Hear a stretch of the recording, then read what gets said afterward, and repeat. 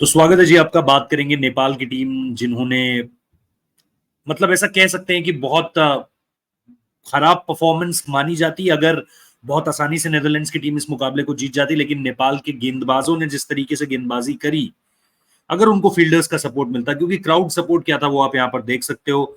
आ, ऐसा लग रहा था, और रोहित पोदेल ने जो उनके कप्तान है, उन्होंने भी मैच के खत्म होने के बाद जो कैप्टन इंटरव्यू होता है प्रेजेंटेशन में, उसमें भी उन्होंने ऐसा कहा कि वो क्राउड सपोर्ट के लिए बहुत बहुत शुक्रिया कहना चाहते हैं, थैंक यू कहना चाहते हैं, बिकॉज उन्हें ऐसा लग रहा था वो नेपाल में खेल रहे हैं।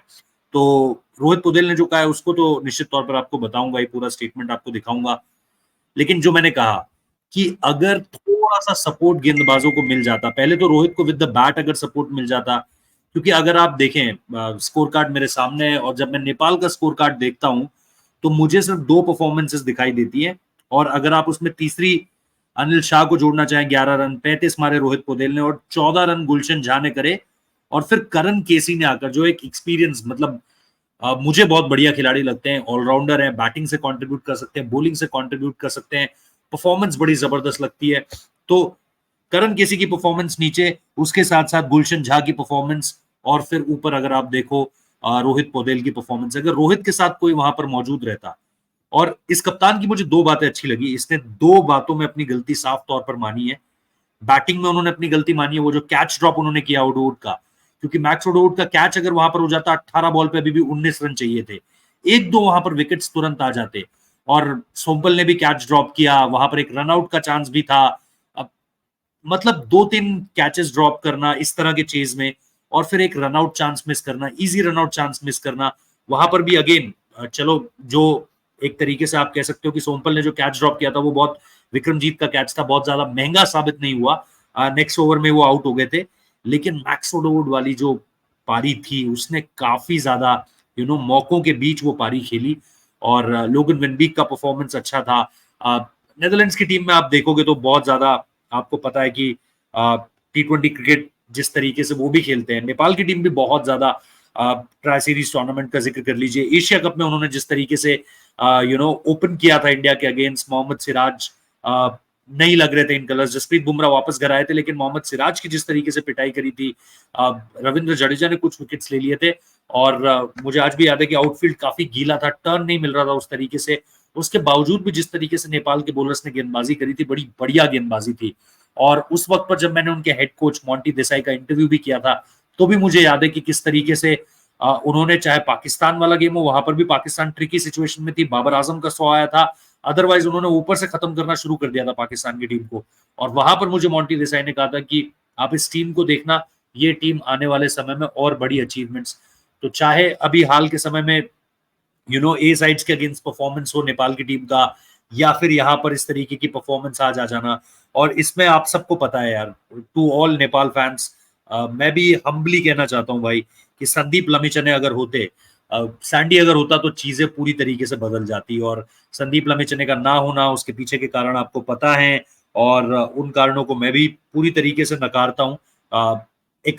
एक्सेप्टेबिलिटी नहीं दी जा सकती उन सारी की सारी चीजों को, जब नेपाल की कोर्ट ने एक आदेश दे दिया है, नेपाल क्रिकेट एसोसिएशन ने सारी चीजों को जो है वो क्लियर ऑफ कर दिया है, खिलाड़ी जाने के लिए तैयार है। और ऐसा नहीं है कि ऐसा पहली बार हुआ है, ऐसे पहले भी हो चुका है 2018 2019 में, कि आप संदीप लमिचने को यूएस वीजा नहीं दिया था उस समय पर भी सीपीएल खेलने को लेकर के, यहाँ पर भी वो चीज देखने को मिली है। अगर संदीप होता, स्पिनर्स की जिस तरीके से परफॉर्मेंस थी, हालांकि फील्डर्स जब तक कैच नहीं पकड़ेंगे भाई, और रोहित ने कहा भी, मैं आपको वो स्टेटमेंट्स दिखा देता हूँ, रोहित ने जो 2 जगह अपनी पूरी तरीके से गलती मानी, और वहां पर एक्सेप्ट करना पड़ेगा। कई बार मैं देखता हूँ कप्तान जो है वो अपनी गलतियां नहीं मानते हैं, बट गुड फ्रॉम रोहित की उन्होंने एक्सेप्ट किया इन सारी की सारी चीजों को।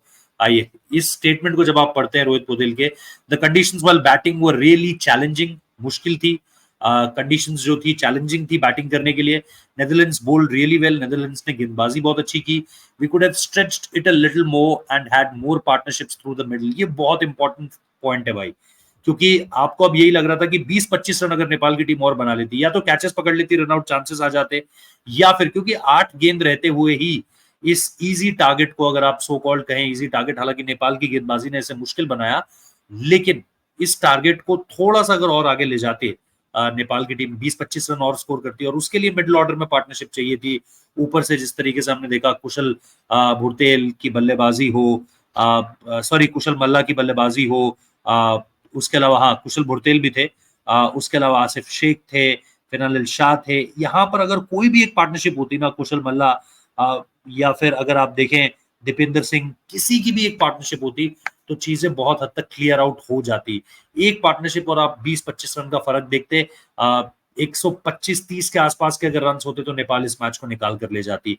आई was moving literally and using the crease to upset the bowlers. उन्होंने अपनी टैक्टिक्स बताई है कि वो किस तरीके से बैटिंग यहाँ पर करने की कोशिश कर रहे थे। उन्होंने कहा मैं अब आगे पीछे हो रहा था क्रीज में, moving laterally and using the crease to upset the bowlers. हालांकि लैटरली इस तरीके से हुआ। After the start I could have done better. उन्होंने अपने बारे में यहाँ पर पहली बार गलती मानी कि जिस तरह का स्टार्ट मुझे मिला था मैं बेहतर कर सकता था, क्योंकि ऑलमोस्ट रन बॉल ही गए लेकिन विकेट्स भी गिर रहे थे। आप क्या उम्मीद करते हो कि रोहित पौडेल वहां पर थोड़ा सा प्रेशर सोक इन करने की कोशिश कर रहे थे, लेकिन तब तक विकेट गिर जा रहा था। एज अ बॉलिंग यूनिट, अब जब बॉलिंग के बारे में उन्होंने कहा है, we did really well, the last catch that I dropped was very well and we didn't catch well. तो उसके बारे में उन्होंने कहा है वो बहुत ही एक आसान और एक अपॉर्चुनिटी थी हमारे पास गेम में वापस आने की, लेकिन मैंने अच्छा नहीं किया। I want to thank the crowd. ये बहुत इंपॉर्टेंट चीज है, क्योंकि जो भीड़ वहां पर मौजूद थी नेपाल के लोगों की, वो बहुत आउटस्टैंडिंग थी। जिस तरीके से गवर्नमेंट सपोर्ट कर रही है, गवर्नमेंट ने भी, मैंने देखा ऑफिशियल्स आज जो है वो नेपाल की टीम की जर्सी पहनकर बैठे हुए हैं। तो बहुत बड़ा जेस्चर है यार नेपाल की टीम के लिए। पूरा क्राउड आपके पीछे लगा हुआ है, पूरा देश आपके पीछे लगा हुआ है। You just have to perform and perform good. और इस तरह के मैचेस में अगर आप नतीजा अपने पक्ष में निकाल लोगे ना, जो ये नीदरलैंड वाला मैच हुआ, तो बात ही कुछ और हो जाती। I want to thank the crowd. I felt like we were playing in Nepal. We are really grateful to them. तो ये उन्होंने सीधे तौर पर कहा है कि ऐसा लगा जैसे हम नेपाल में खेल रहे हैं, और मैं बहुत शुक्रिया कहना चाहता हूँ फैंस का। लेकिन वही मैंने कहा कि जब क्राउड का इतना मतलब बेइंतहा सपोर्ट है, चाहे आप नेपाल में खेल रहे हो, आप कोलंबो में थे, वहां पर भी मुझे याद है मैं कैंडी में था, कोलंबो में था, नेपाल के बहुत सारे फैंस आ रखे थे। अभी अगर आप यूएसए में देखो, डलास में देखो, न्यूयॉर्क में, हर जगह पर जहां पर आप देखो, नेपाल के फैंस आपको वहां पर मिल रहे हैं, और बहुत बड़ी संख्या में मिल रहे हैं। या तो आप इतनी संख्या में इंडिया के फैंस देखोगे, या पाकिस्तान के फैंस देखोगे, या फिर नेपाल के फैंस देखोगे।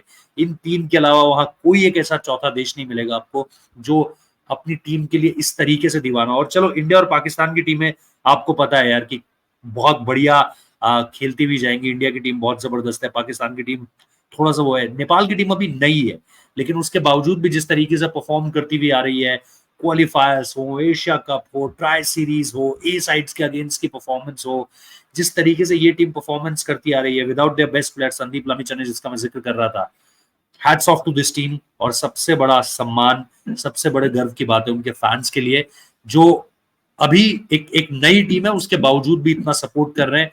तो अगर ये टीम जब परफॉर्म करना शुरू कर देगी, ये टीम जब इस लेवल पर आकर मैचेस जीतना शुरू कर देगी, आप उम्मीद नहीं कर सकते कि नेपाल क्रिकेट और नेपाल टीम को, क्रिकेट टीम को कितना सपोर्ट मिलने वाला है इनके फैंस की तरफ। तो my salute to Nepal cricket fans, बहुत जबरदस्त सपोर्ट किया है। इस तरीके का सपोर्ट ऐसे समय में बनाए रखिए अपनी टीम के साथ, बहुत जरूरी होता है प्लेयर्स को प्रेज करने के लिए, उनके कॉन्फिडेंस को ऊपर लाने के लिए इस तरीके का सपोर्ट। लेकिन जो कुछ सवाल है वो मेरे वहीं के वहीं है कि बैटिंग में थोड़ा सा बेहतर कर सकती थी नेपाल की टीम। मिडिल ऑर्डर में वो जो, चाहे भुरतेज हो, चाहे उसके अलावा हमने आसिफ शेख की बात करी, चाहे मल्ला की बात करी, आपके पास तमाम तरह के बैटर्स हैं जो अलग अलग सिचुएशंस पर अच्छा कर चुके हैं। और रोहित का तो हमें पता है कि वो तो, उनकी पारी तो आएगी, उनकी इनिंग्स तो आएगी, लेकिन उनके इर्द गिर्द और किसी को भी पारी बड़ी करनी पड़ेगी। जिस तरीके से उनका सपोर्ट खासतौर पर नीचे से गुलशन ने किया, या करण ने किया, करण केसी ने किया, उस तरह का सपोर्ट ऊपर से मिलता तो कहानी यहाँ पर पूरी तरीके से बदल जाती। और कैचेस, इस तरह के कैचेस छोड़ना बहुत ज्यादा अपसेट करेगा आपके फैंस को। आपके फैंस भी यही कह रहे होंगे यार एक दो कैचेस और हो जाते, रन आउट हो जाता मैक्स वुडवुड ऊपर से, तो मैच का पलड़ा पूरी तरीके से बदल सकता था। Thank you for watching this video. अगर आपको पसंद आया तो शेयर कर लीजिए, सब्सक्राइब करना मत भूलिएगा, चैनल को नोटिफिकेशन बेल बजाइएगा, आपको लगातार जो है वो रिपोर्ट्स मिलती रहेंगी। Don't forget to subscribe and like the video. Thank you so much.